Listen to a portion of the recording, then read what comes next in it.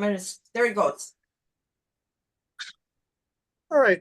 So for those of you who might not know me, my name is Tom Bolton. I'm the lay leader at First United Methodist Church. And I kind of helped a little bit with setting this up, but I wasn't too involved in setting it up, but I'm really excited about this. Our training opportunity today is called Loving All Our Neighbors. And this is really about healthy interactions with those who are mentally different from the rest of us, those who are experiencing homelessness, just those who might be different for us. And as we encounter people in the church and various places. Um, this is a webinar that I think will be really helpful for all of us. My friend and colleague, Pastor Karen Hagan, is going to be our main presenter. And I've known her for probably 15 or 18 years now. I've kind of lost track because she taught me a lot. This is going to be an opportunity at certain points for us to ask questions that we may have from our different roles in ministry that we have. What's our best response to people who interact with us in a little different way, let's say? How can we best show Jesus's love to individuals most effectively and really treat people respectfully and listen well and just interact well? So I'm really excited about this opportunity to have this learning experience for all of us. And I'm going to introduce Pastor Karen Hagan. She is recently retired, and I can't hardly believe she's retired because I know her to be so busy and so active all the time. But she served for a long time, I think 25 years, as pastor with the, as she calls them, the Gracious Folks at Tippecanoe Church in the Bayview area of Milwaukee. And Tippecanoe Church is the home of Living Waters Contemplative Life Center, Divine Intervention for the Homeless. That Divine Intervention ministry is where I worked with them for many years and love that ministry. And they have a good foods garden ministry and a food justice site, lots of kids camp, lots of things going on at that church. She has 20 years of family system study and practice. She's done all kinds of professional development in the healing arts, and she just comes alongside individuals and groups with, I know, a special heart for helping us serve in ministry and just really connect with people in a very loving way. So I want to just end this introduction by saying once again, I learned so much over the years from Pastor Karen. I consider her my friend, and I learned so much from her, and I'm just really excited to introduce her to all of you to present this teaching today. Pastor Karen. Thanks, Tom. You humble me. I am so glad to be here with all of you, and we're sort of doing this heart to heart. We're all showing up because we care so deeply, and isn't that just a very special way to be gathered together? I want to say that I want this to be interactive as much as possible. There are a lot of us here, so we may not all get to speak every opportunity that is with every opportunity that is presented. But I hope that we will be mindful to give everyone an opportunity to speak who would like to speak. And I sure hope I don't have to do this to anybody, okay? Just mind your words a little bit so we can hear everyone's voice. Because it's interactive, if you can put your camera on, that helps us feel like community together. So if that's comfortable for you, please do that. And I want to say that this is a beginning conversation. I'm going to share a lot within a small amount of time. It will feel like a lot. Don't worry, you don't have to take notes. You're going to get handouts later. But it's just the beginning of a learning curve for all of us. And every day is an opportunity to learn and grow our awareness so we can be more present to each other. And I want to begin by knowing each other a little bit better, and it will help me know who I'm speaking to or with. In just a few words, your name, your faith community or organization, and the role you play that brings you here, perhaps.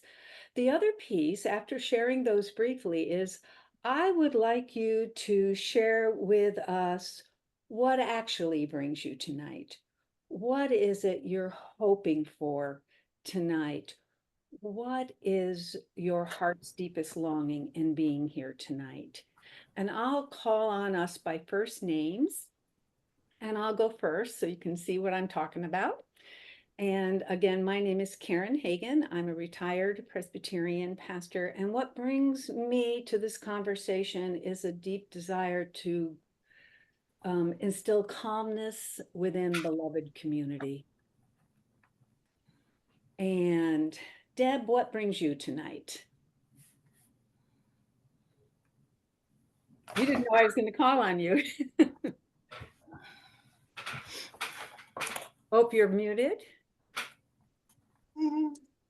Number one, I'm the support person for Zoom and other things, and but I'm truly interested in this, and I do volunteer in the office, and occasionally people do come to our door, so this will be very helpful to me. Warm welcome, Deb. And Julie, what brings you tonight? I'm a First Church member. I help in the food pantry, and I was interested in this conversation because we've had some people who probably struggle with mental wellness that have been a bit disruptive, and to give us some strategies, how can we best interact with them, diffuse, and make sure everybody's safe. Warm welcome, Julie.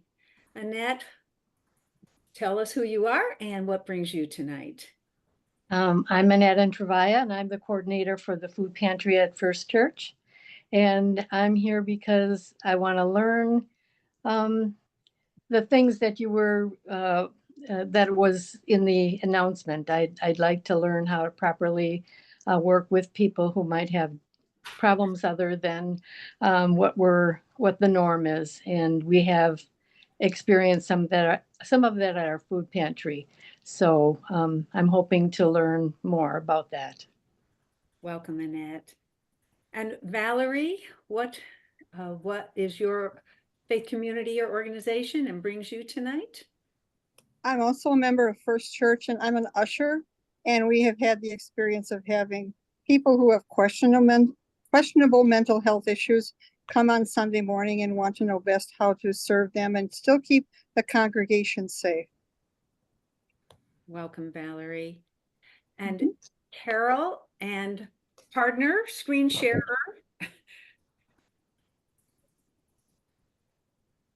You're muted.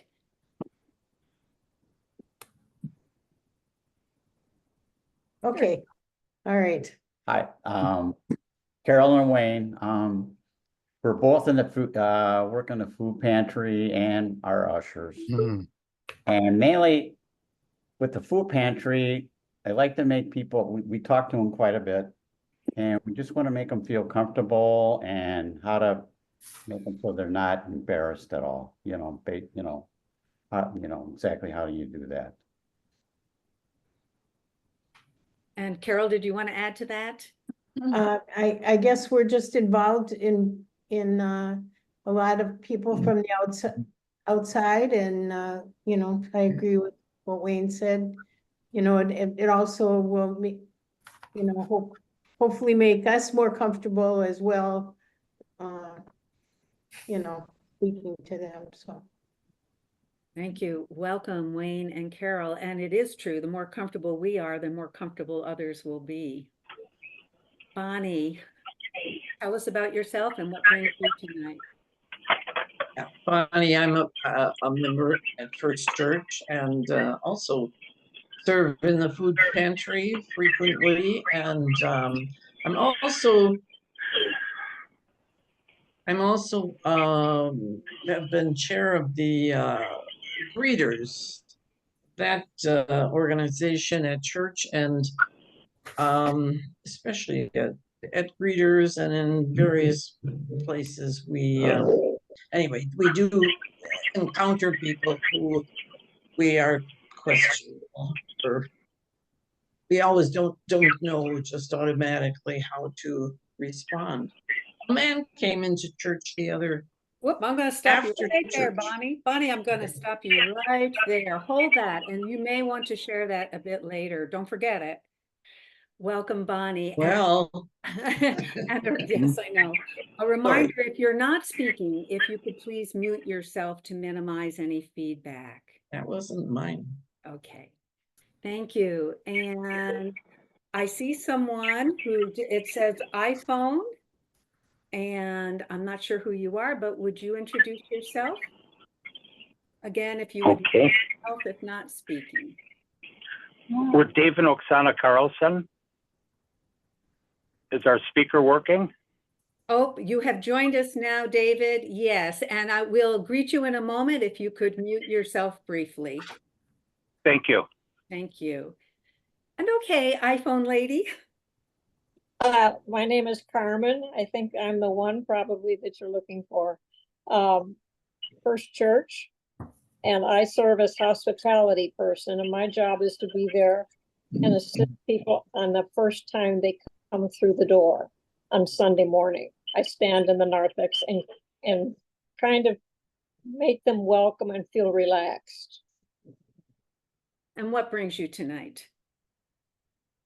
Well, I've done this for so many years, and I have encountered a number of people who have difficulty making eye contact and difficulty just relaxing their bodies. They come in tense and scared, and that's part of my motivation for being here. Thank you. Warm welcome to you. And Mark, and I'm not who the and is. King and I have been ushers for at least 20 years. I'm not sure exactly how many.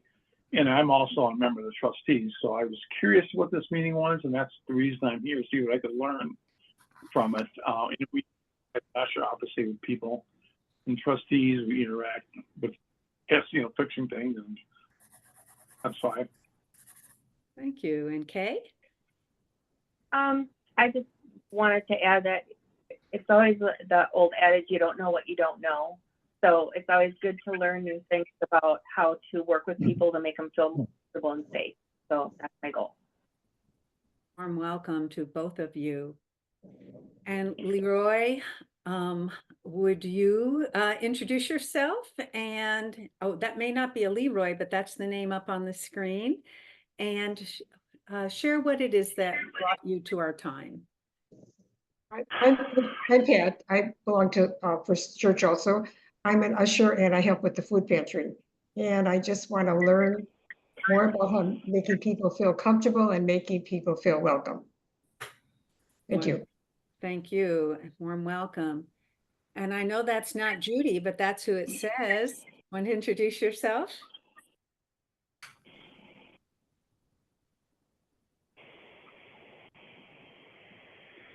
He's trying.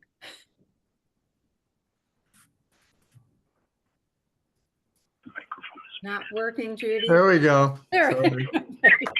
Not fat fingers again. This is Judy and Dave Affeld, longtime members of First Church, West Allis. We've ushered for years and years. So for the same reasons that folks have talked about, making feel comfortable. We also deliver on our second Saturday service program. We deliver hot casseroles to the Morning Glory programs and interact quite frequently with the folks in need there. So it would be helpful for us to learn, again, how to make them feel more comfortable and how to interact with them as we serve them. Welcome to you. And Jean, introduce yourself and what brings you tonight. Okay, I'm unmuted now, I believe. Jean Erickson, I split time between United Methodist Church Whitefish Bay and Central United Methodist. I'm very involved as a retiree in a lot of social justice organizations. And while I have received some training in the past regarding contact and support of homeless people, I am interested to learn more. So that's why I'm here. Warm welcome, Jean. And Don, introduce yourself, please, and what brings you tonight? Well, I'm a longtime member of First, and basically an usher now. And with all the people we meet as ushers, why, we come into contact with all kinds of people, and it's really important to keep them comfortable and keep everybody safe. Warm welcome, Don. And Jennifer, would you introduce yourself? Yes, I'm the office manager. I've only been at First United Methodist in downtown Waukesha for about a couple of months now. And I came because I'm interested due to the many interactions with this segment of the population. Our neighbors adjacent to us are the Hope Center. Warm welcome, Jennifer. Glad you're here. And Kelly, would you please introduce yourself? Hi, I'm Kelly. I'm from the First Church, and I'm an usher and also, on the missions committee, which I think also has, this could be useful for that too. Thanks. Welcome, Kelly.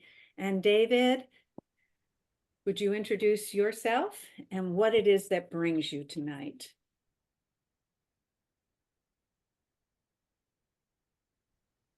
David, are you able to unmute? Dave Carlson. Yes. We'll come back to Dave. And there's one who has joined us on phone. Can you unmute and share with us who you are and what it is that prompted you to come tonight?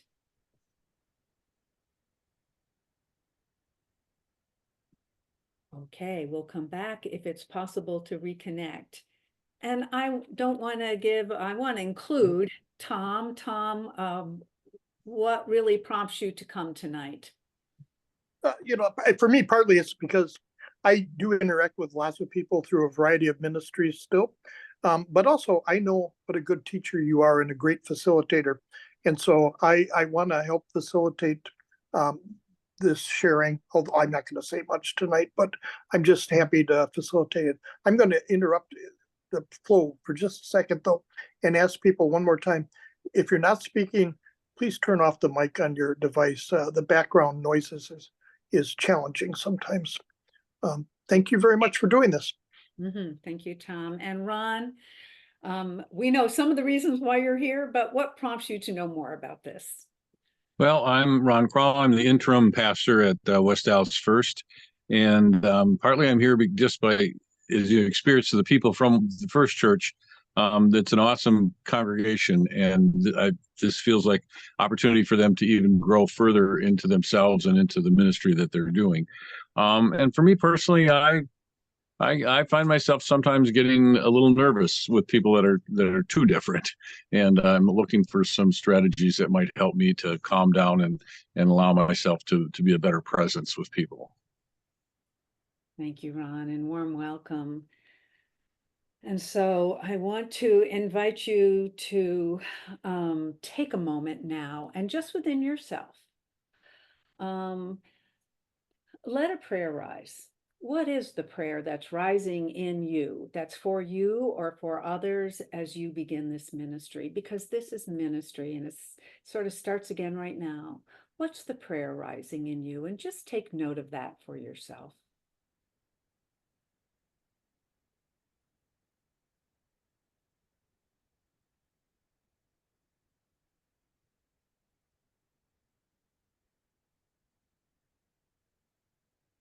And now you can let out a great big sigh too deep for words. That's biblical. And know this. We begin who and where we are, and we are enough. We are enough. All we have to do is to begin, and the ministry grows us. Okay, so I want to begin there. And I want to say that when I received the invitation and the title for our conversation tonight, I changed it. So I want to share what I changed it to.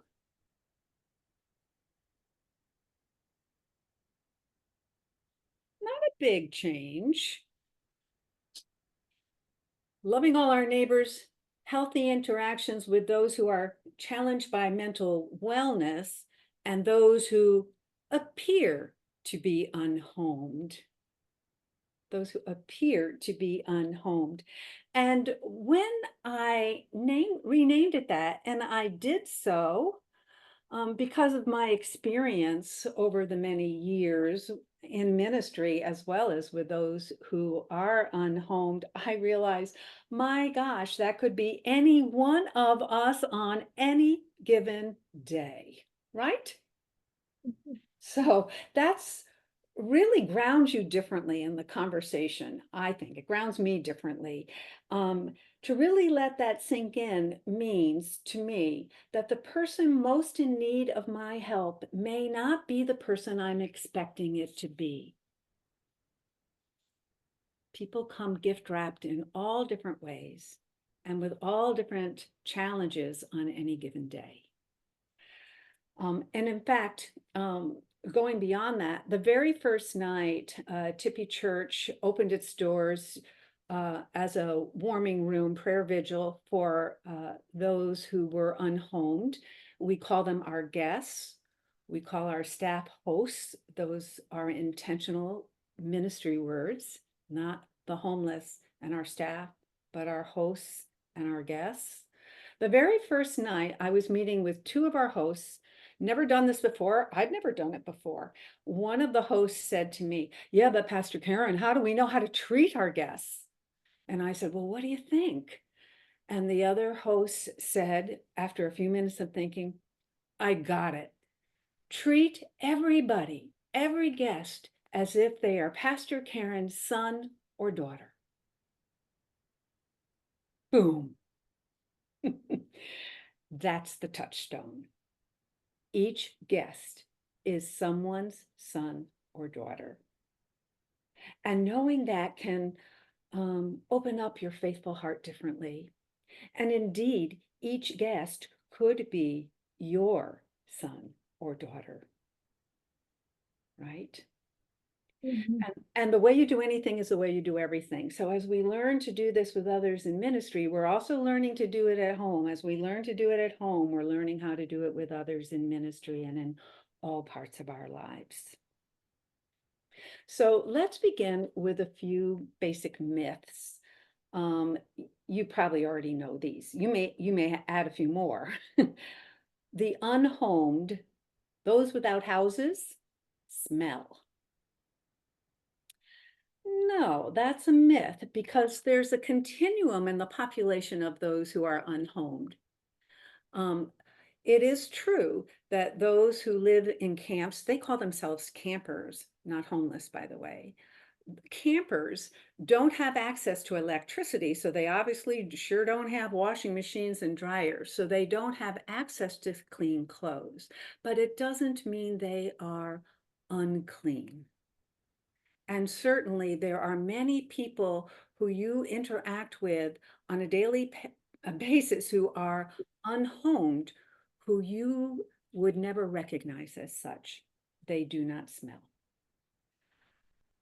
Those who are unhomed or who have mental wellness challenges, you realize I'm not saying mental illness, who have mental wellness challenges are dangerous. Another myth. Those in those categories, those groups of folks are much more likely to be the victim of crime than the perpetrators of crime. Here's another myth. You can convince someone with delusions that those delusions are not real. Logic always works. That's an unhelpful loop to get caught up in, and we'll talk about some strategies for that. Unhomed people are certainly less intelligent. Again, another myth. If you are unhomed and you are out walking the streets, The only place you can go without being arrested for loitering is the public library. And the only way to be in a public library is to be reading. And you can't be asleep if you're reading. Many of those that I've encountered over the years who are without homes are very aware and certainly are intelligent and have some news savvy often as well. You might have some others. If you have others, you could put them in the chat and we'll chuckle with you at them. But I want to also share a truth, something I have found to be profoundly true. Everything an unhomed person tells you is not true, but there is truth in everything an unhomed person tells you. You have to go beneath the words. You have to be listening for it. But do know, of course, it seems obvious. And sometimes, though it's the opposite, it's very subtle. But not everything Tom says, Ron says, or I says is true. Same as those who are unhomed. But there's truth, some truth in everything that is spoken. And this was rule number one that got told to Tippy Church and I when we started working intensely with this population. You cannot help everyone. You cannot help everyone. And if you think you can, or your church can, if that's your goal, you're going to have to start going to Al-Anon. You cannot help everyone. And in fact, sometimes saying a no ends up to being the biggest yes you could ever give to someone. The best way to help and support some people is to seek an intervention for them. And we're going to talk about that in a bit as well. And the reason that's true is it is only through an intervention that the system will engage with them in a way that they can receive services. So we're not trying to avoid connecting someone who comes into the food pantry or into worship. We're not trying to keep them from resources. We're trying to connect them with resources. And there are some ways that we can do that as we fulfill our roles, okay? But what that means is, at times, and I've heard several people speak to this, at times, the most kind, the most Christian thing you can do to support someone is to call for the help you need and they need.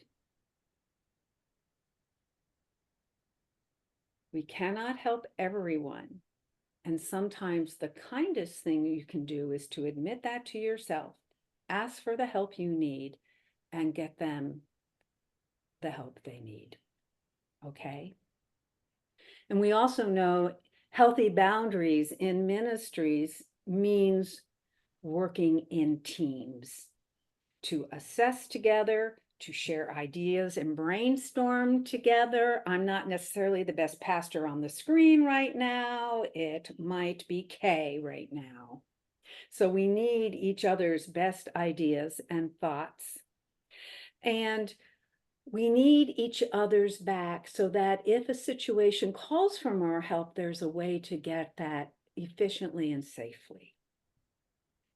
So, and quite honestly, having teams meet together occasionally, having a plan in hand is extremely helpful, and it lowers your stress.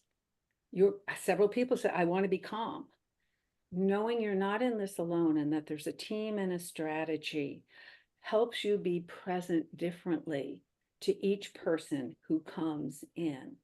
And when you need help, there's a way to get it through contact with, I call them peace officers, and there's various ways to do that. It's not about calling 911 necessarily, okay? going to share a slide.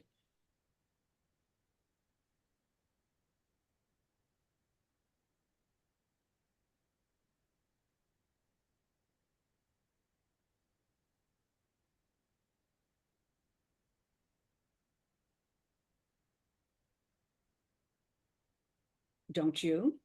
Yeah. Mhm. Okay, so let's begin talking together about the subject at hand. And the beginning slides are going to talk to some ways to approach people and things to do and not to do, sort of best practices. And we'll take a moment and talk about those, and then we'll go on and give some really hands-on, you could say this, you could say that kind of support to you tonight. But first, let's move through some best practices.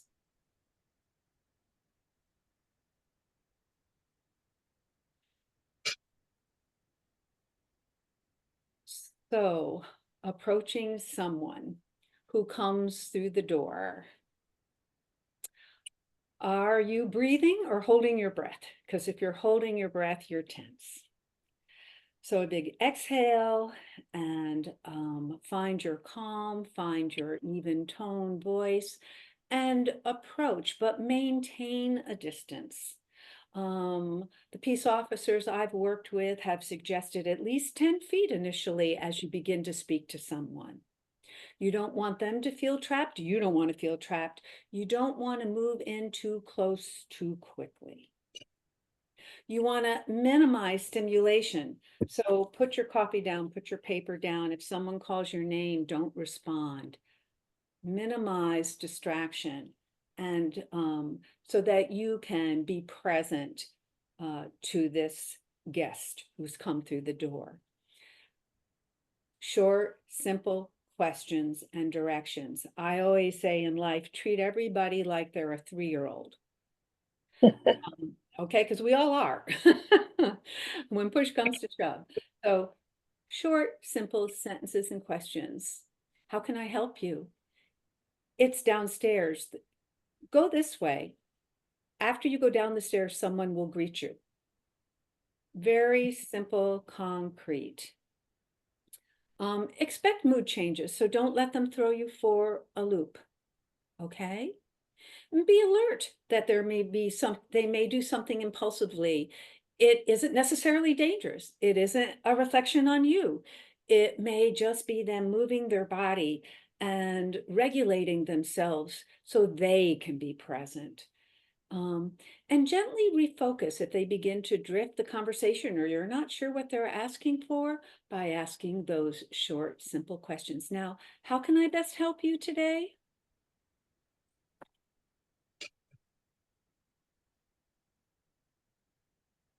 If they're venting, let them vent. Remember that first slide? I just want to be important to somebody. I want someone to pay attention to me.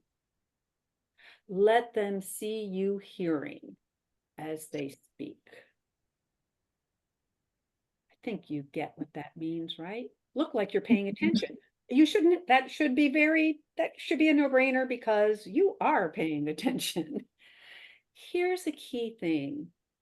Use pauses and silence effectively. I'm going to talk more about this later as well, but it isn't rapid fire, it's conversation. You're brainstorming and thinking, and you're noticing and you're assessing. So taking those pauses, being silent for a moment, letting them speak first sometimes. Good ways to approach. Remember, people want to be understood. They're trying. So we want to come alongside them and listen. That's the best way to approach. It is your way of sort of equalizing the balance because I want to say balance the relationship because, really they come in. I don't know if you can see me. We're up here. We got all the power. They're coming in down here. You want to do a balancing of the power so that you are genuinely communicating. So listening is your concession to that. You don't have to speak to be communicating.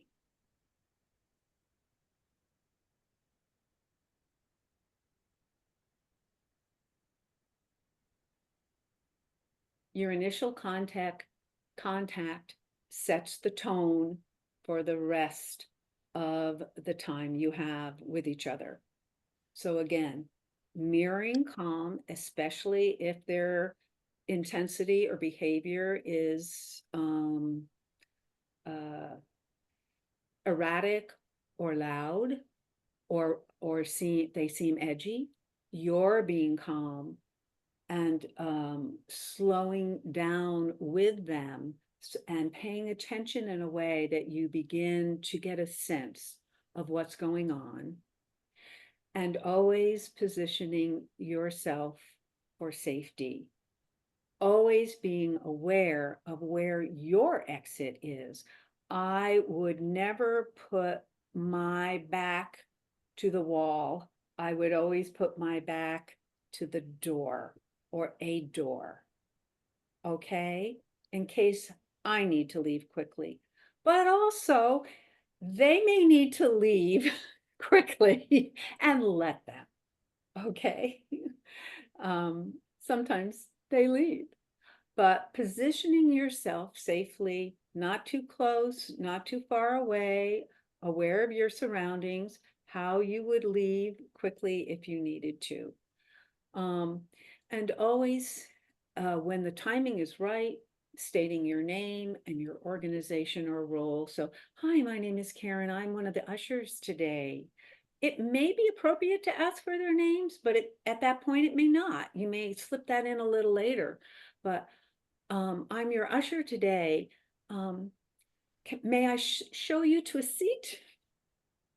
I mean, just a real basic, and then then the conversation and the relationship begins to flow, and they have a jumping off place for themselves, as well as you having grounded yourself in what conversation is to come next.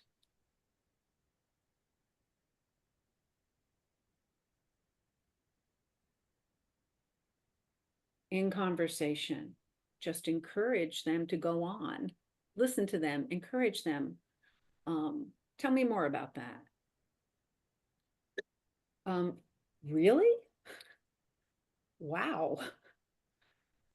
So listen, I should say, listen and respect. Listen and respect. And some of the ways we listen and show respect are through body language. Okay, so if you look like you're listening, but you're sort of backing away with your body, that's not listening and that's not respectful, right? So just awareness that this is a presence. It's a whole body ministry. Here it comes again. You're going to hear it several times tonight. Use pauses and silence effectively for emphasis and for thinking. Sometimes we need a second to think. What do I want to say now? Is this a time to ask Pete to come over and help me, or make a phone call, or assist this person to go downstairs?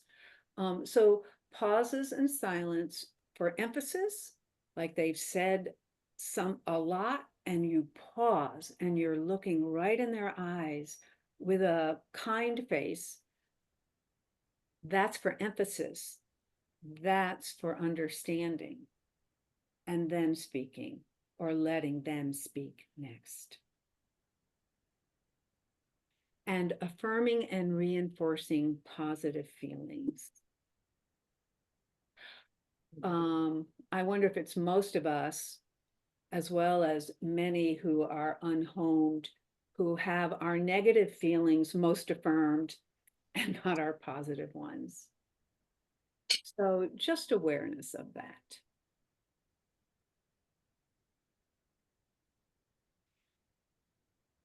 Under the guise or the delusion of being helpful, sometimes we do these things, but we want to avoid lying or deceiving or making false promises.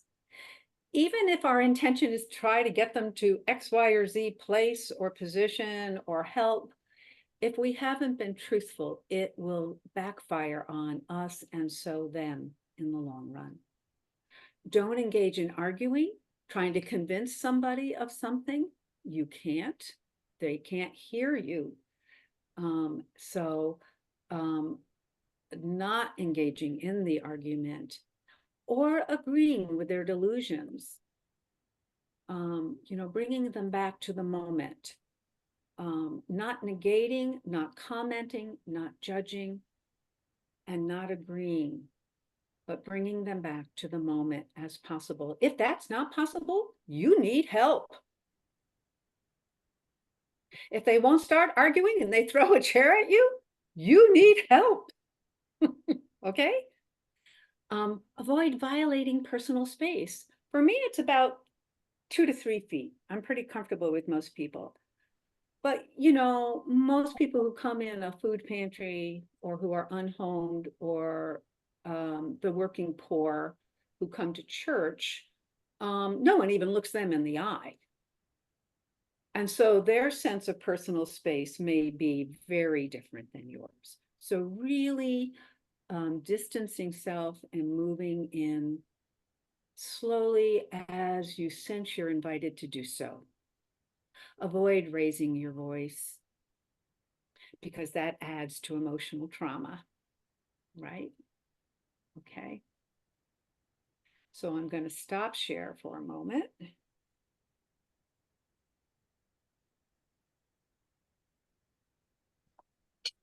We're going to talk together in just a moment, but I wanted to add a few more things. You know what it means if someone comes into the food pantry or into church with a flat affect and doesn't respond to you at all, seems very unresponsive. You know what that means? That probably means they've been waiting in line for food for a long time. They've been handling a myriad of challenges all day, every day for a long time. And they have no energy for social graces. It can also mean they're tired. It could mean I'm sort of in a safe place. Flat affect isn't personal to you. They're not ignoring you. It's not a reflection of you. Sometimes your being quiet yet supportive is just the thing that feels most welcoming to someone. Hi. They seem unresponsive. Let them be. Give them some time. They may speak, or you may find an appropriate way to speak to them. You don't have to fill the empty air with words, okay? You don't have to fill empty air with words. Fill it with your presence. Resist over talking and over helping, because when you're over talking and when you're being overly helpful, whose needs are you really meeting? Right? Okay. So let's take a moment. Heard a lot. I don't expect you to remember all that. If you remember one thing I just said, that's enough. Seriously, you begin where you are. And you'll see this information again. But of all that you've heard, what surprises you the most?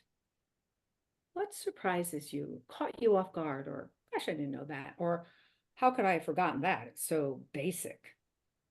And I'm going to invite you to unmute and respond.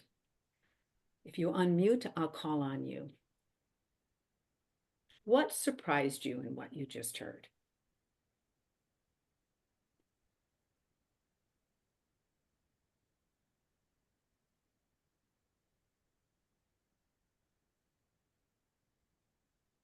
Oh, I know something did. Tom? I'm just gonna say, I'm reminded about how important it is to be aware of surroundings, where the exit is, and so much. I'm usually really focused on listening and trying to be welcoming to the person. And sometimes it's easy to forget about those other things, because I always see the best in people. So just awareness of environment. And Annette, did you want to say what something surprised you? Yes, I guess that you don't, for someone who is not really responding, to not worry about filling the void, having to speak and make them respond. So I think I usually do that, but it's good to hear that you don't need to make them answer or respond to what you are saying. Yeah, and again, we have to be aware of our own needs. I'm uncomfortable here. This silence is killing me, but but I'm assessing, what does this person really need? What would be supportive for this person? It's not my words right now. That person may leave, or that person may speak, or you may assess a time where you could say, how can I help you today? My name is Annette. How may I help you today? So yeah, kindness looks in lots of different ways depending on to whom you are being kind, right? Yeah. And the kind Christian response is not in overspeaking and overhelping. It's in helping someone receive the help they most need, and that may not be help you can provide. And we're going to talk about that. Anyone else want to share? No one's forced, but Julie? Yeah, I just your words reminded me, in our food pantry, there's a onslaught when we open. And just to be reminded of what that experience might be like for somebody who needs more space, because people do kind of crowd in. And so to remember that by the time they get to us, it may be that I have some space. I can feel more comfortable again. That was a nice reminder. And you may already do this, so I may be preaching to the choir here, but ministry starts when they are on your property. So what about that line out there?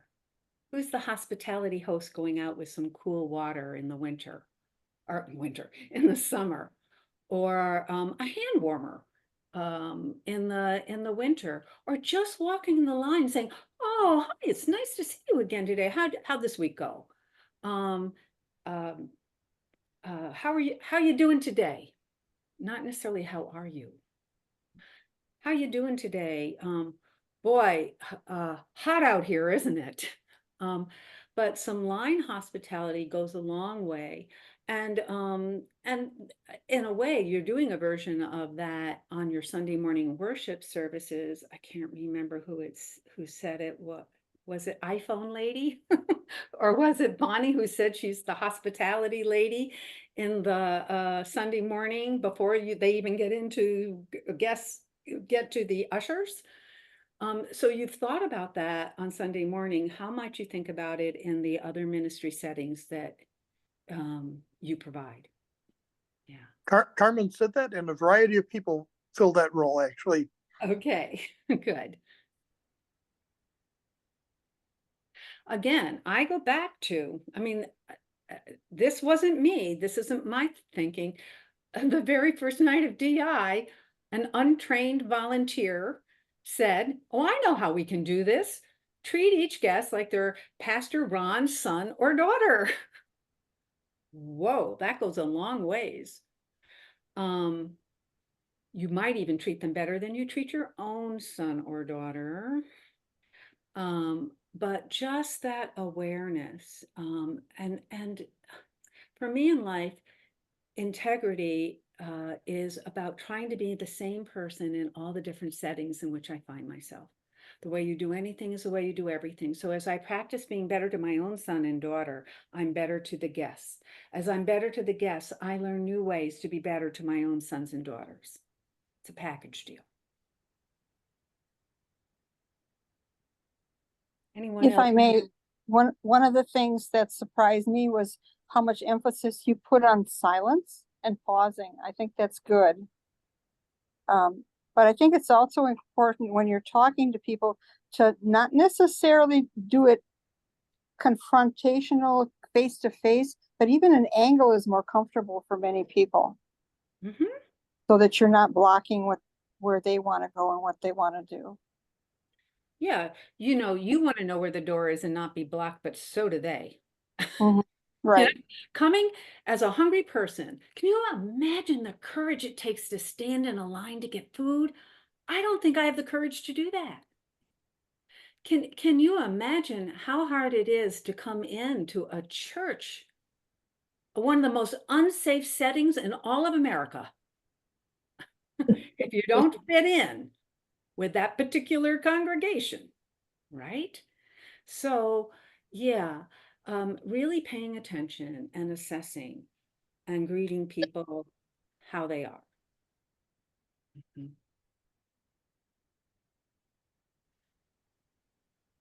Okay, so it's okay to move on? Okay.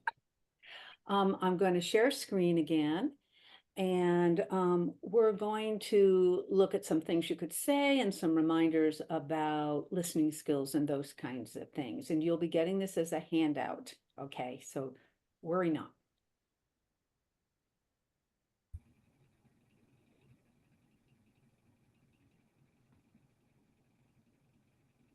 Okay. Things to remember and things you can say. First thing, breathe. Okay, you said so often we're seeking that calm. We say we want it. Take a breath. Take a breath. And some things to remember: no touching, not even a hello hug, not necessarily even a handshake. Touching means different things to different people. Different people have been oriented to touch, traumatized by touch differently. No touching. That's really hard sometimes. Sounds silly, but don't judge and don't laugh at behaviors. And you go, well, I would never laugh at a behavior. Sometimes it's really hard. I had this guest come up to me after hearing another guest lie to my face, thinking I was taking it all in at face value. She came up to me and she said, you know, Pastor Karen, maybe you are as dumb as you look. I could barely keep from laughing. And my response to her when she told me, you know, she was lying to you, I said, I want to thank you for caring so much about her and me that you came up and said that to me. Thank you. And I'm dying. I'm laughing on the inside. Okay. Yeah. Do introduce yourself. Not as you want to be known, introduce yourself. And ask them their name too, if it's appropriate at that time. It's not always appropriate right off the bat. Hi, I'm Karen. Who are you? Right? But when it's, hi, I'm Karen. How can I help you? I'm wondering, da da da da da da da da da. Your name is Jim. Where you go is down the hall. Okay, now we've all been in how many active listening classes? Looking at all the gray heads on the screen. We've been there many, many times. So, but they're just bringing up dribs and dabs of that. Paraphrasing is probably the key part of active listening, and it builds rapport and it clarifies if you got it wrong. If they know you're listening and you paraphrase and you got it wrong, they're not going to be mad. Most likely not. They're going to tell you what's right. So, so you got off the bus, you tripped, and then you came here. No, I tripped before I got on the bus. And when I got here, I was bleeding. Okay. And sometimes even in the course of someone sharing a story, if you repeat key words as they share, like, I was so hungry the other day, I thought I would die. Die.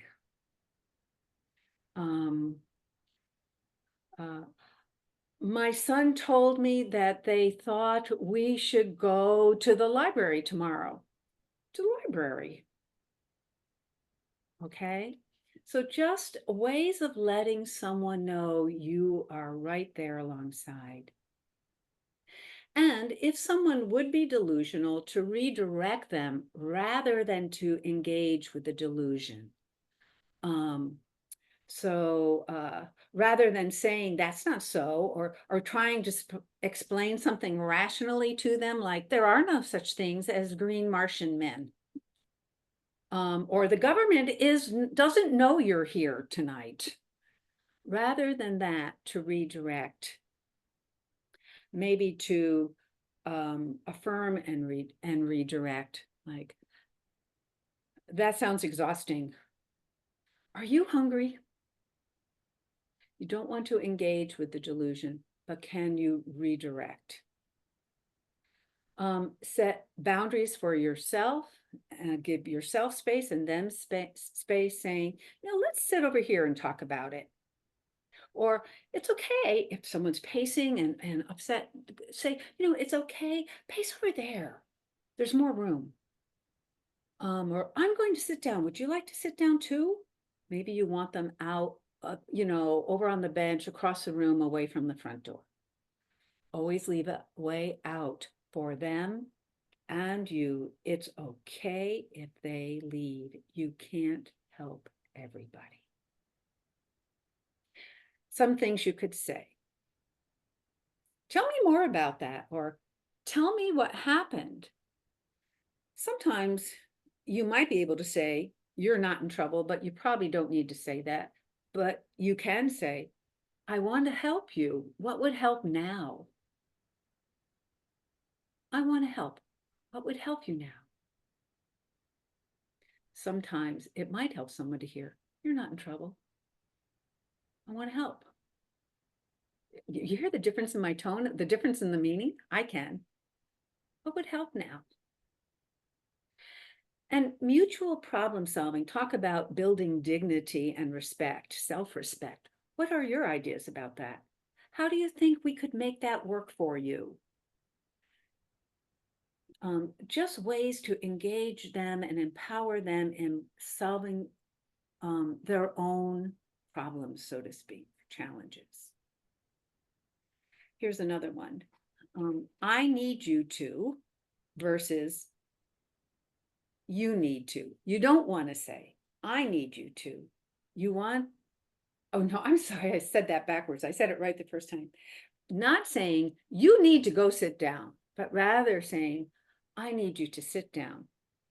Better yet would be to say, I would like you to sit down. And the reason saying, I would like you to, is when they don't do it, you still have options. If you say, I need you to sit down and they don't do it, what are you going to do about that? I wouldn't know. But if I say, I would like you to sit down and they don't, I'm going to call on my team. I don't have to respond in that moment. I hope that makes sense. I'm sorry I misspoke that at first. Again, let's pause a second. Or here's one. I need to pause a second. I need to pause a second and think about that. That works. I've even said, I need to pause for a second and think about that. I'm going to walk away and come back in about 15 seconds. Don't go anywhere, or I'll be right back, or depending on the situation. I need to think about that. That's a really good question. I'm going to walk over there and I'll be right back. This is one I often use when someone is going on and on. It's not healthy to let someone go on and on. It reinforces a negative pattern, a pattern that backfires on them. So to interrupt that with saying, I've only got a few good minutes of listening left in me. It's important to me to hear you. So what is it you want me to know? It isn't helpful to reinforce negative patterns that backfire on them. So interrupt it with redirecting. Here's one way to do it. It's important for me to hear you. I only can listen for a few more minutes. What do you really want me to know? When upsetness is present, when someone feels miscombobulated or is energized in a way that doesn't feel helpful to them or to the environment, minimize any other stimulation by moving to a hallway or a quieter part of the room. And when dealing with someone who is who is doing aggressive behavior, avoid direct eye contact. That's often seen as a confrontation. And if someone is involved with aggressive behavior, get help. We're going to talk about that. I like this. And I see a typing error. Be like a used salesman assessing help, possibly referring to a resource. So I like that, like being the mad scientist, step back and look at the situation, or be like a used car salesman assessing what would be helpful now, what would be my strategy, how would I redirect them, how would I get them to sit down, or to how shall I re-engage them now? So again, assessing, and if you need help, it's going to keep coming up here all over again. Ask for the help you need from your team. And always remember, it's not what's wrong with them, but what has happened to them.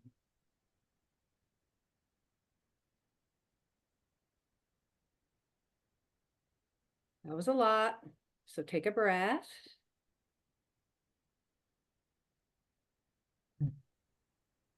You know, it just has to be true that everything I'm sharing with you is my voice, the way I speak. But what's important is the way you speak. The most important thing is for you, to be authentic. So you do indeed need to be calm. So you might begin, hi, my name is Karen. I'm with the hospitality team. If it's appropriate in that timing, what's your name? How can I help you today? Always go for the underlying feeling when you're trying to figure it out. You seem hungry. You seem worried.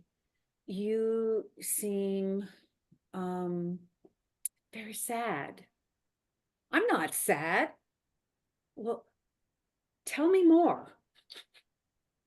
Okay? If they know you're tracking with them, they'll correct you, and usually the conversation can flow. Okay. Would it be helpful to do this or to do that? Going for the underlying stuff. You're not the expert on them. They are the expert on them. Again, short, concrete questions and statements. Don't reinforce delusions. Don't use logic to explain away. Always point out options. Do you want to use the bathroom first, or do you want to go to the food pantry? Or you might say, bathrooms here, you can go to the bathroom now or after you go to the food pantry. I'm making this up, but I think you get the idea. Whenever possible, involving them in brainstorming and problem solving, including such simple things as like, would you like to be in here with me, or should we go sit in the hallway, or do you want to go talk outside? If you go outside with someone goes with you from your team, by the way, right? Don't make promises and don't label emotions. You seem, not you're angry. You seem agitated. You seem like something upset you today. Again, add those active listening skills. I'm trying to understand. I need your help. I'm listening. I want to understand. Again, silence to help you think and them think. I can tell this upsets you. I can see why you're disappointed. I'm sorry that happened.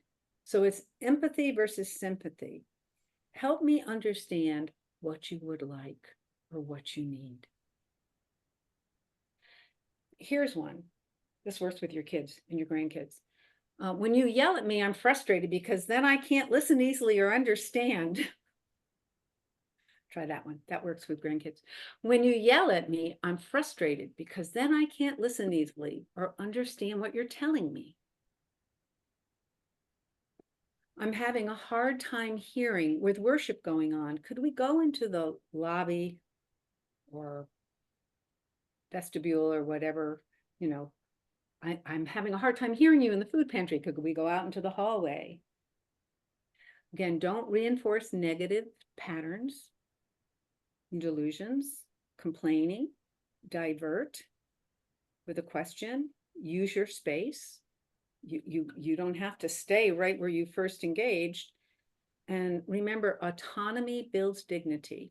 So giving them as much power in the conversation to problem solve and brainstorm and make choices.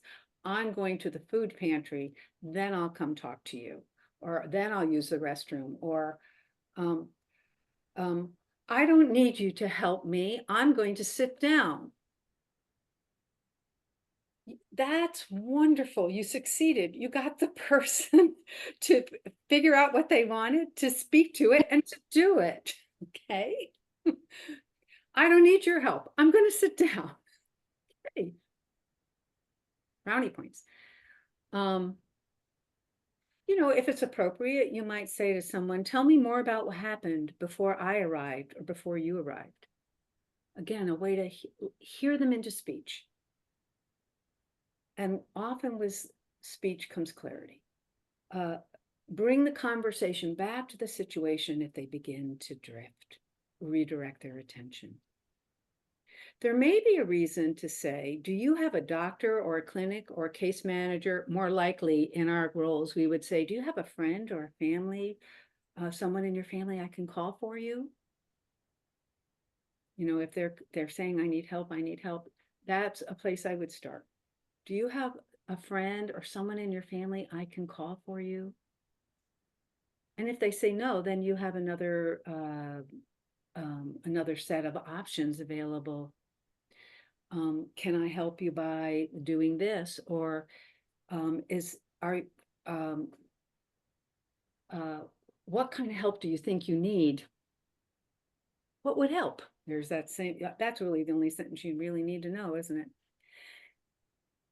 If needed, and you're trying to assess, is this person with it dangerously on drugs or dangerously delusion? Tell me your name, the date, the president. Have you been drinking meds, drugs? Not something that we run into on a normal basis, but sometimes. I'm concerned about your health and safety. Would you like me to call a friend, call someone in your family to get you a taxi or an ambulance? Okay. We can't help everybody. And if a situation is dangerous, you back out. Get the help most needed now. That's for you, not just for them. Again, a lot.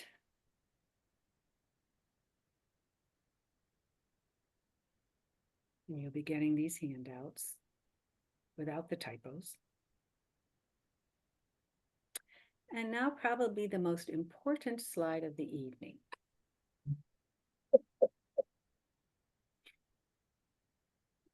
What to do when I make a mistake. You're going to, I miss the mark so many times. And that's why it's important to have teams. It's important to understand we can't help everyone, that you are not the only person who will approach them with help. It's not you or nothing. That I get a do-over too. Sometimes you can even get it in the same conversation with the same person. Like, I really blew it in this one conversation. This woman was looking me right in the eyes, and I said to her, I was desperate. I said to her, can I say that over again? Can I have a do-over with that? And she laughed, and I did it again, and I did it much better the second time. So what to do when you make a mistake. Be gracious to yourself. We religious call this grace, right? Trying to extend to yourself what you are trying to extend to others.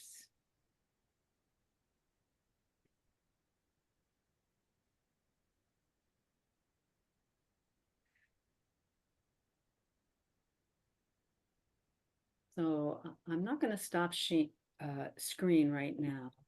I'm going to move us. This is a good thing to be staring at for a second. I'm going to move us to how we get help and getting the help we need on the next two slides. And this is much more basic. And then we're going to have a time to just talk together about some of what you've heard and experienced. No. There are situations in which you are not able to provide the assistance that's needed for any given individual. We only call 911 for emergencies.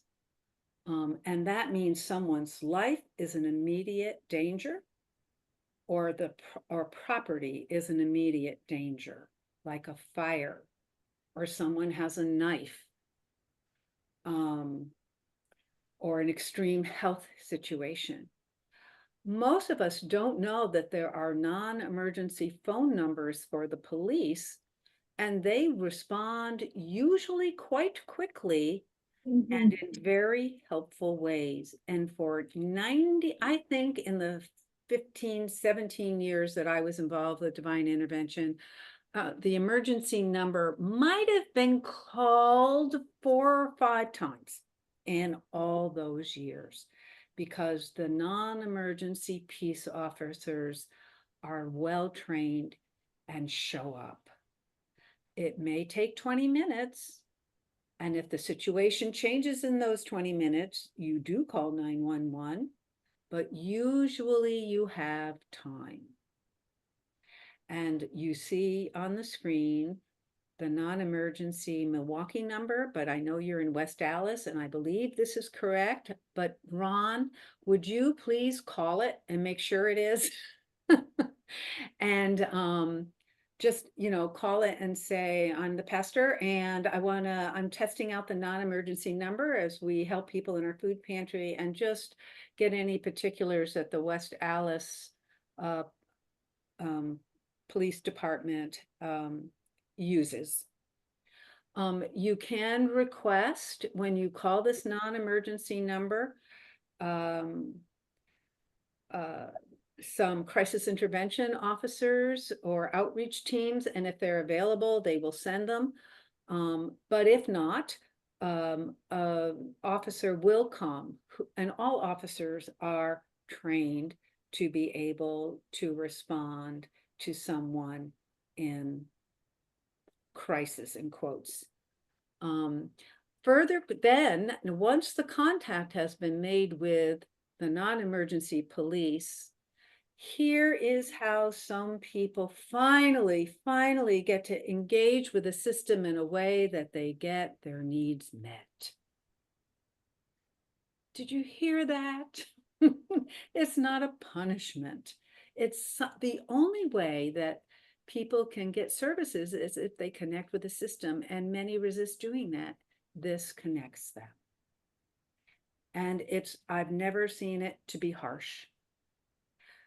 Many times those people still resist resources, but they're in the system.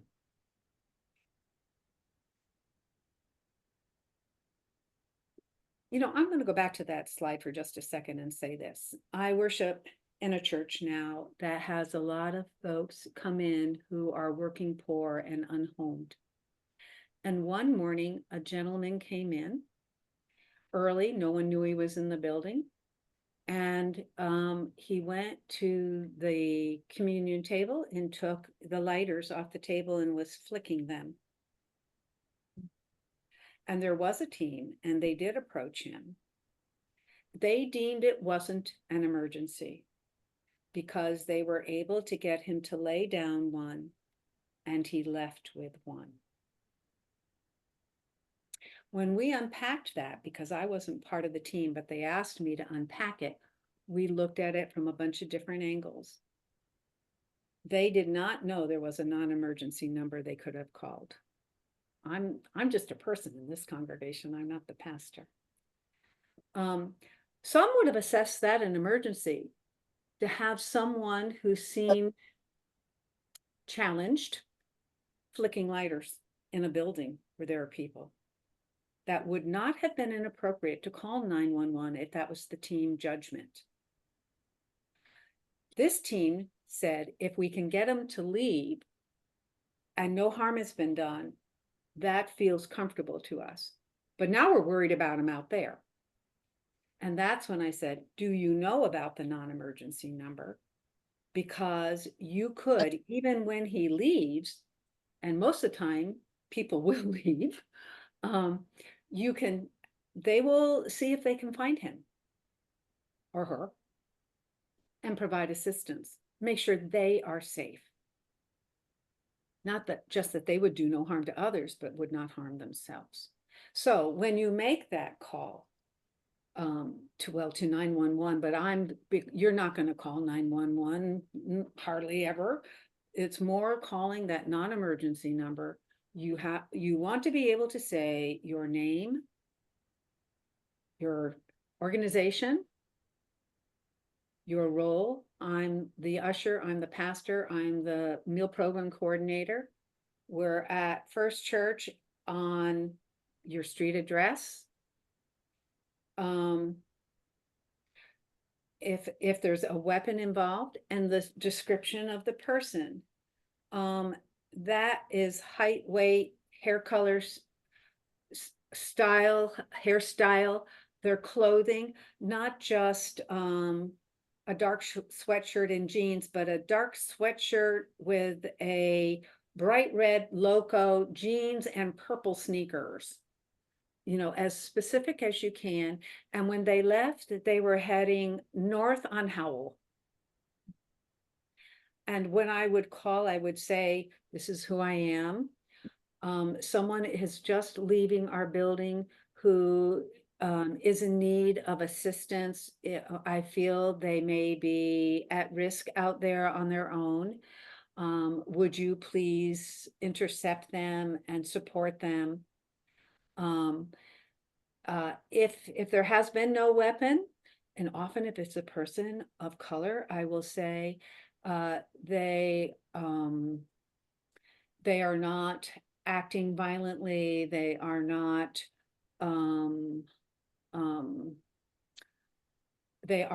a threat, a current threat, but I'm concerned for their well-being. And I think you know why I just added that. On the other hand, I have said, and this person may have a knife. This person is banging on the door of the church and has a knife. Okay.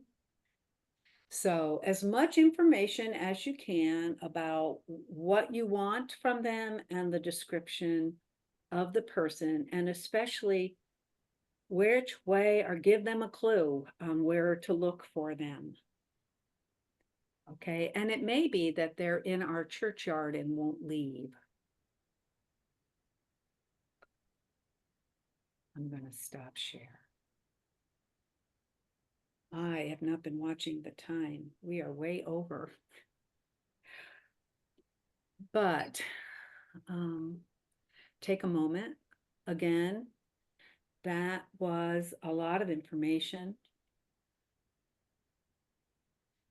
I would suggest that you post, not necessarily super public, but public enough for those in support roles to be able to easily see the non-emergency number and any special instructions around calling it, both in the food pantry and the church or in your organization.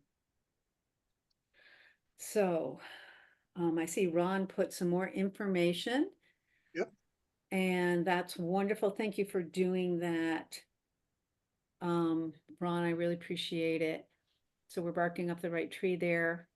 So now I want to give a chance for you to talk. There are a lot of us, you may not find your voice tonight, but you can follow up with any of the leaders that you have or me.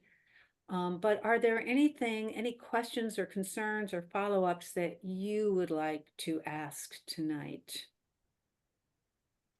I'm going to add something really fast. This is Tom.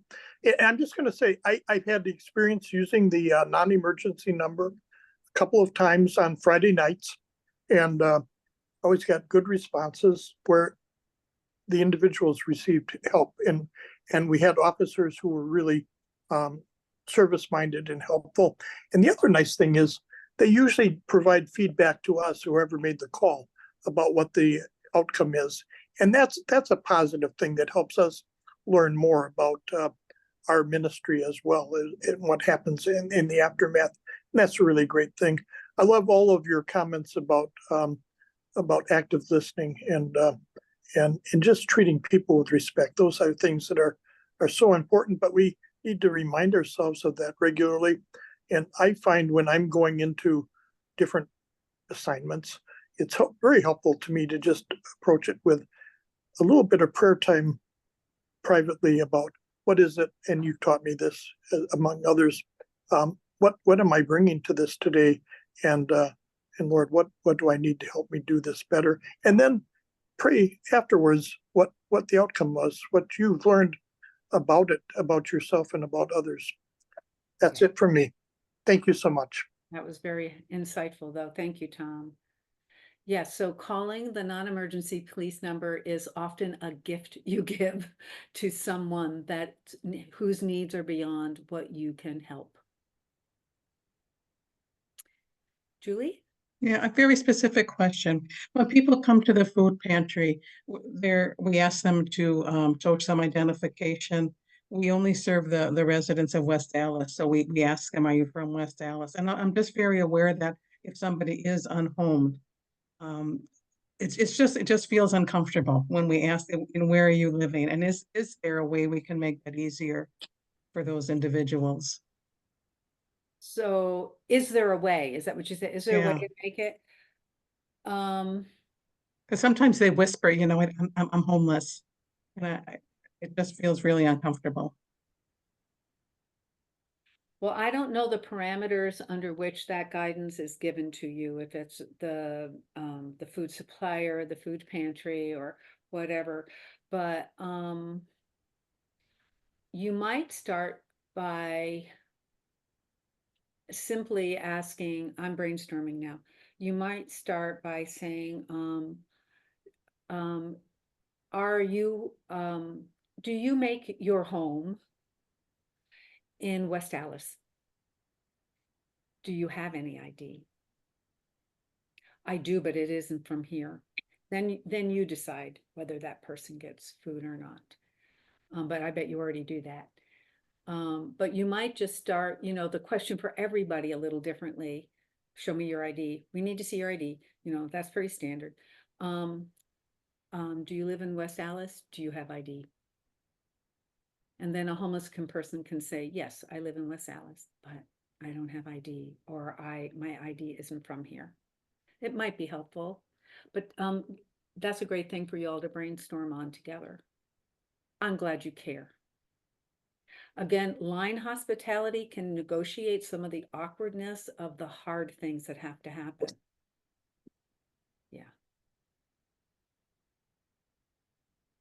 Anything else that you want to lift up right now?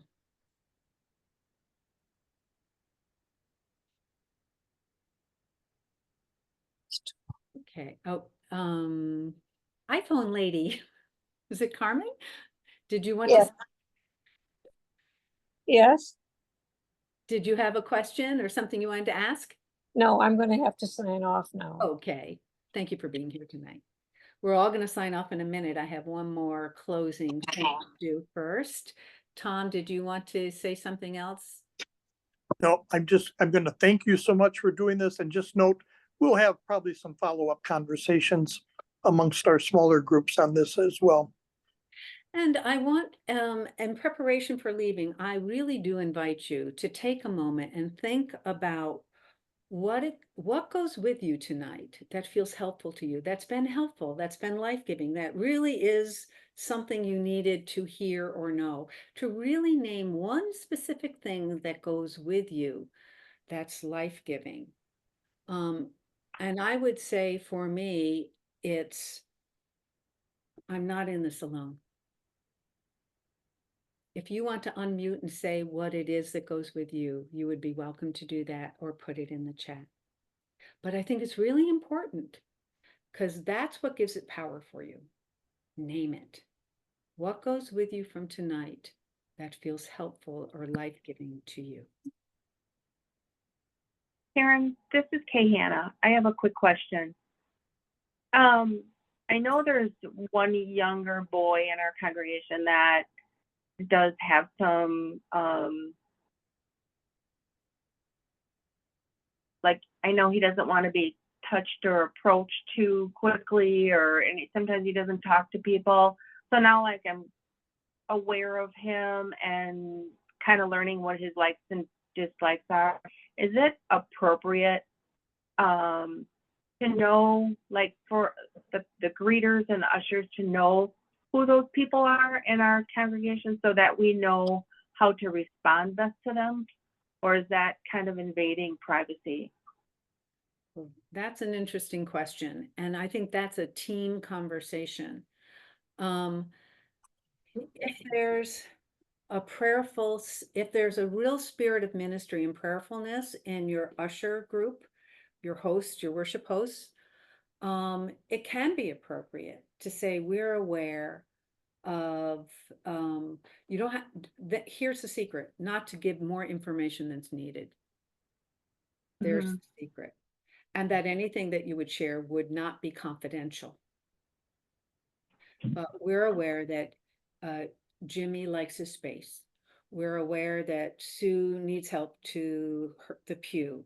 We're aware that John can't hear and he may be grumpy until we help him get his hearing aid adjusted. Okay, so yeah, I think there is a way for you as a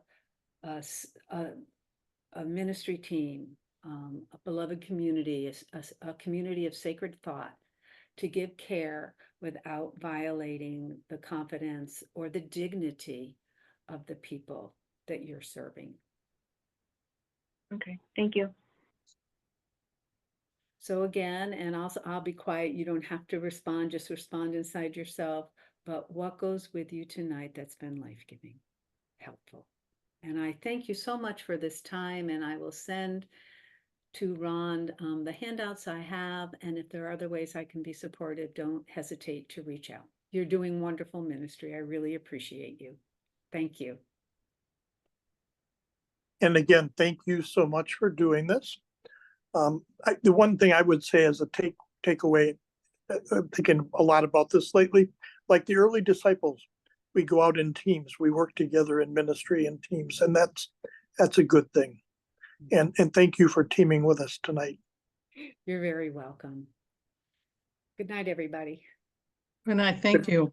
Good night. Very helpful. Thank you for your time. Thank you. Bye-bye. Be with you. Bye-bye.